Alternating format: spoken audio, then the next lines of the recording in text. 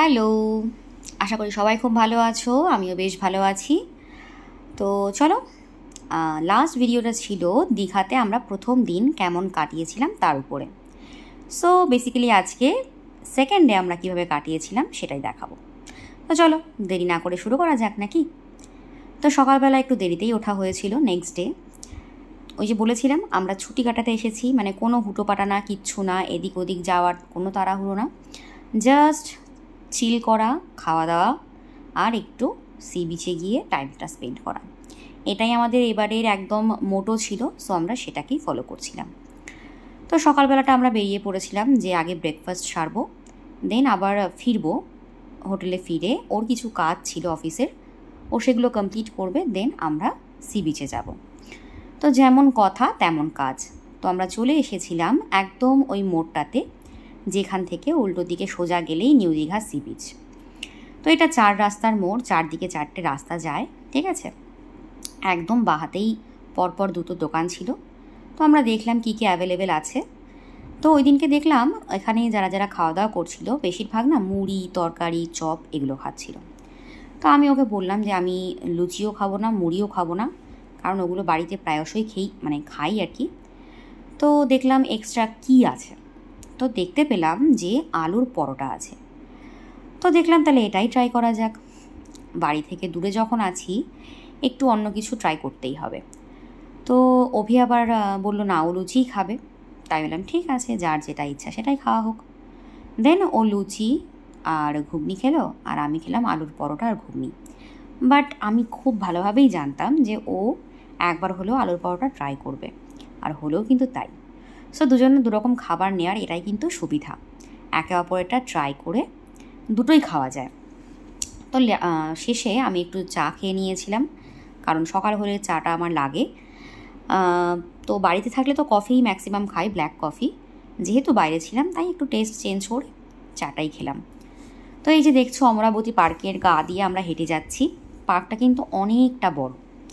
Last time যখন গিয়েছিলাম তখন পার্কে গিয়েছিলাম, আর বেশ 1.5 থেকে 2 ঘন্টা কাটানোর জন্য কিন্তু ভালো জায়গা।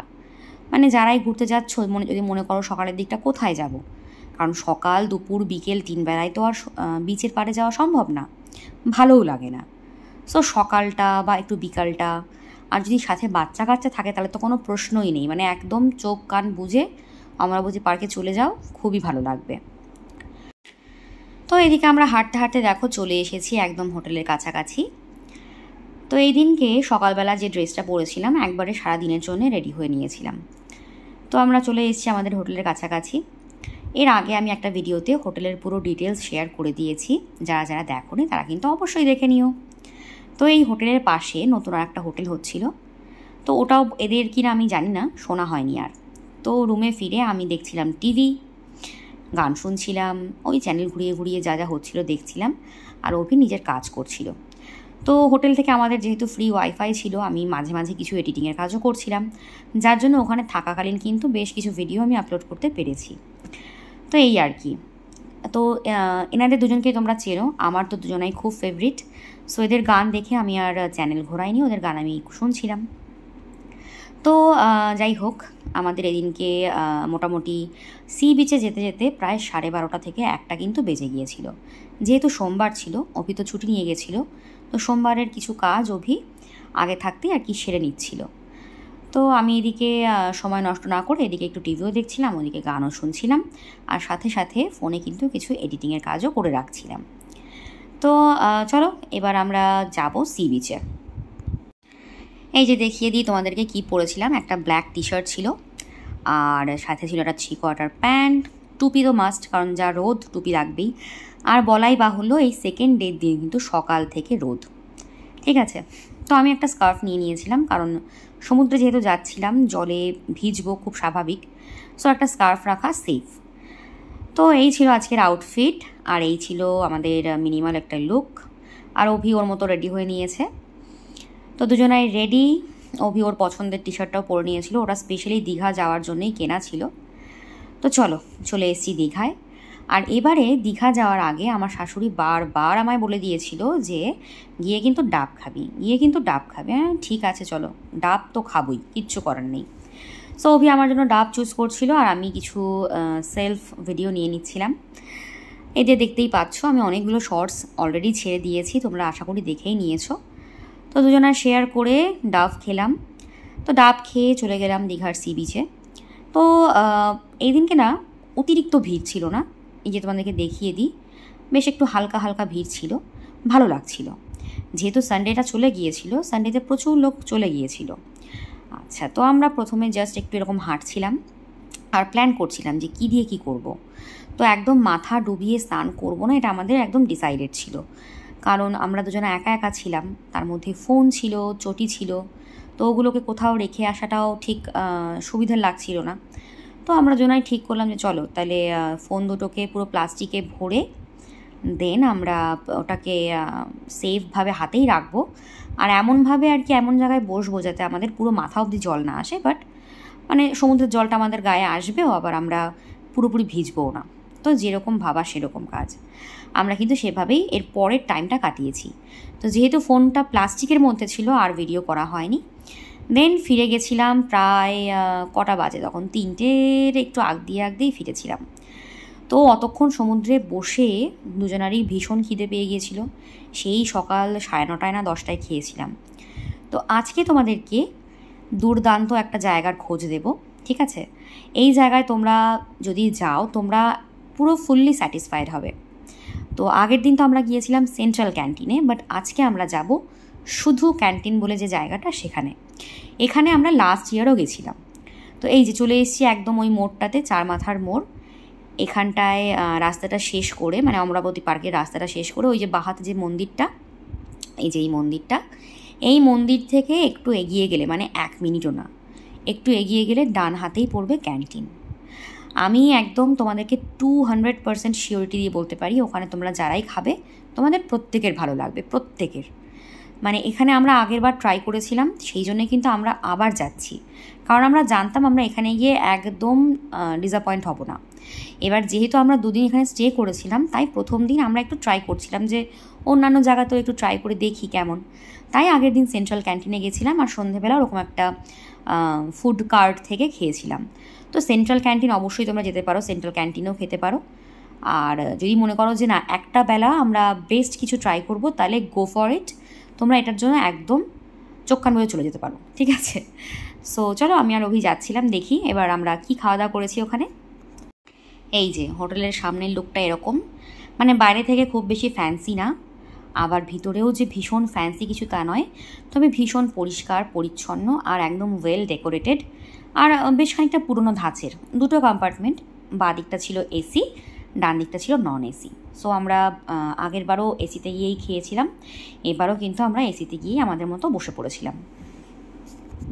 তো এই দিনকে আমাদের খাবারে ছিল, একজনার ছিল ভেজ থালি আর একজনার ছিল চিকেন থালি।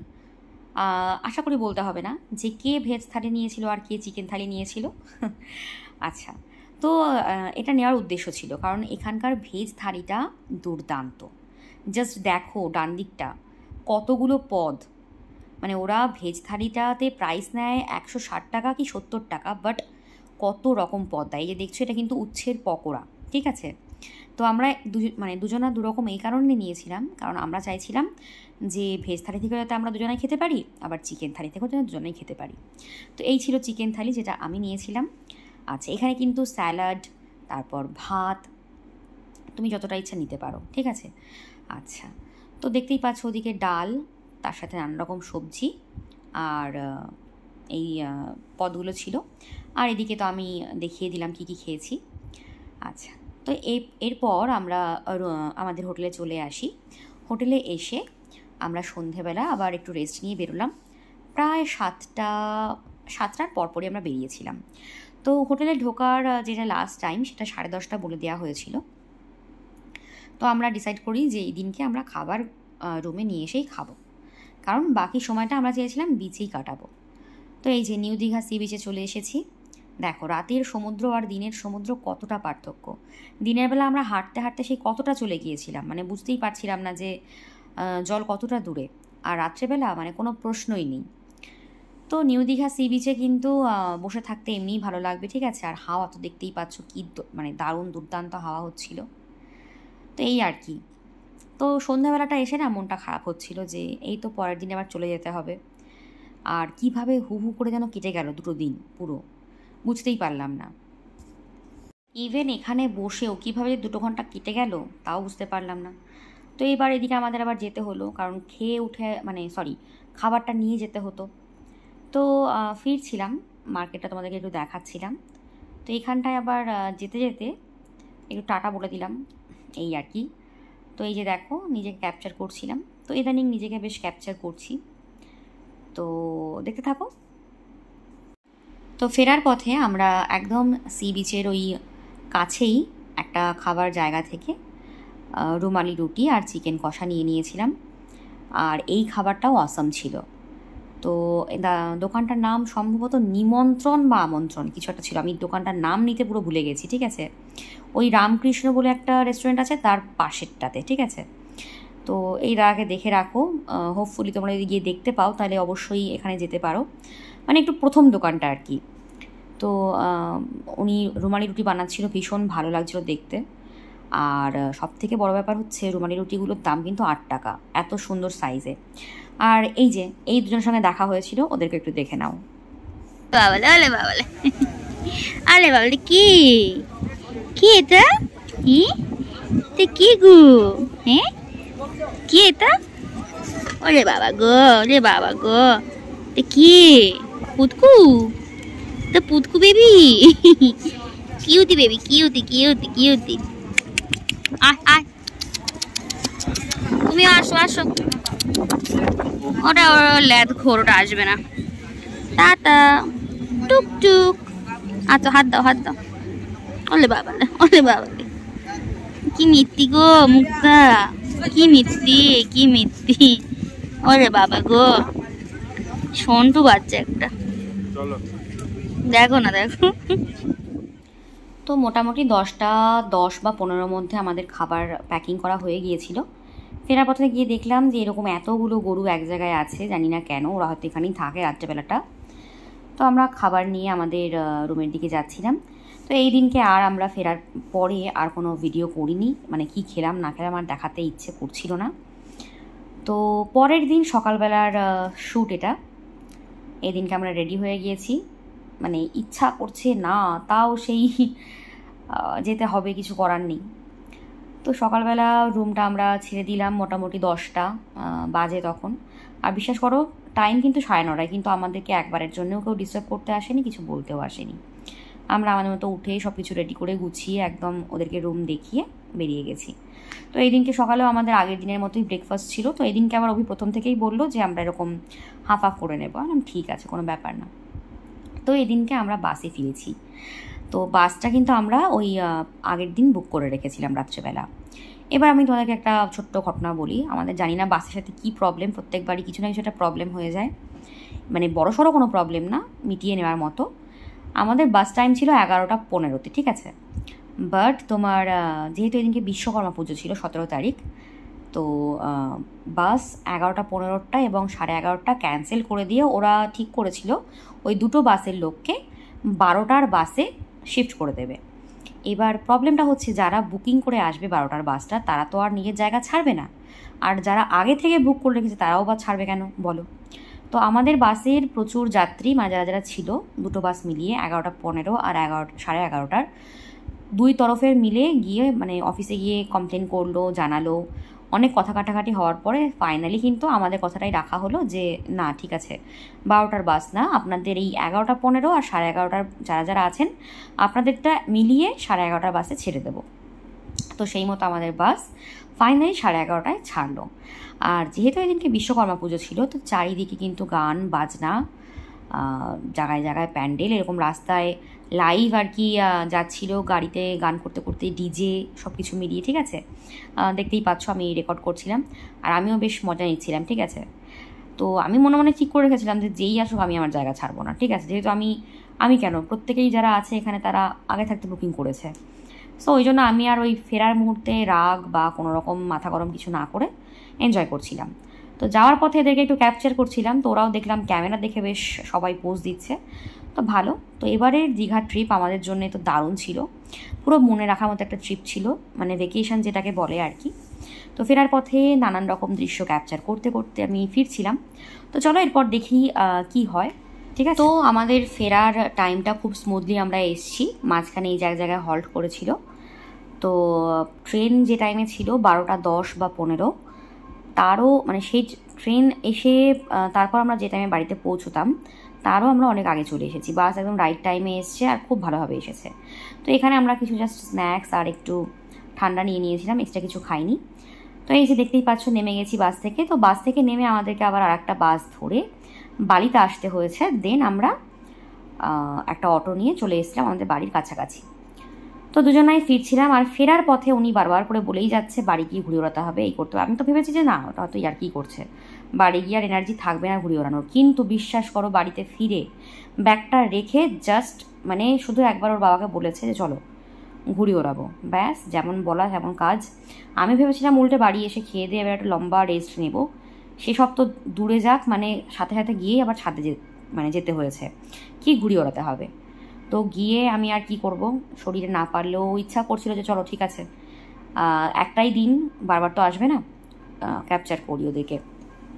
তো এর আগে আমি 2খানা লাইভ করে ফেলেছিলাম অলরেডি ফেসবুকে, কারণ ফোনে এতটা জায়গা ছিল না, ফোনে প্রচুর ভিডিও জমে গেছিলো যেগুলো আমাকে পরে আবার এডিট করতে হতো। তো যাই হোক, গিয়ে প্রত্যেকেই খুব মজা করেছি। তো এই দিনকে দিদির ছেলে, জামাইবাবু এরাও এসেছিলো, সবাইকে টেনে টেনে ছাদে নিয়ে চলে গেছি, জামাইবাবুকে ছাড়া। তো এদিকে আমার শাশুড়ি তো ভো কাটা করে প্রত্যেকে আর কি মজা নিচ্ছিল।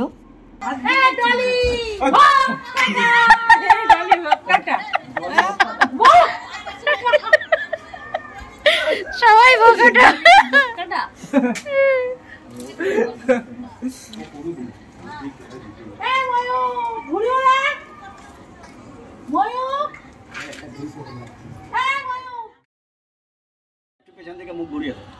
হ্যালো। তো আমাদের সেকেন্ড ডে এবং তার পরের দিন এভাবেই কেটেছিল। Hope you like this video. আশা করি সবার খুব খুব খুব ভালো লাগবে, কারণ আমি আশা করছি। তো সবাই খুব ভালো থেকো, খুব সাবধানে থেকো, সুস্থ থেকো, আর অবশ্যই আমার এই চ্যানেলটাকে, পেজটাকে এগিয়ে নিতে যেতে সবাই সাহায্য করো। তো আজকের মতো এখানেই টাটা, খুব শিগগিরই দেখা হবে তোমাদের সাথে নেক্সট ভিডিওতে। এন্ড সবাইকে অনেক অনেক অনেক অনেক উড়তে দিলাম তোকে। চলো দেখা হবে নেক্সট ভিডিওতে, ততক্ষণ যেন সবাই ভালো থেকো।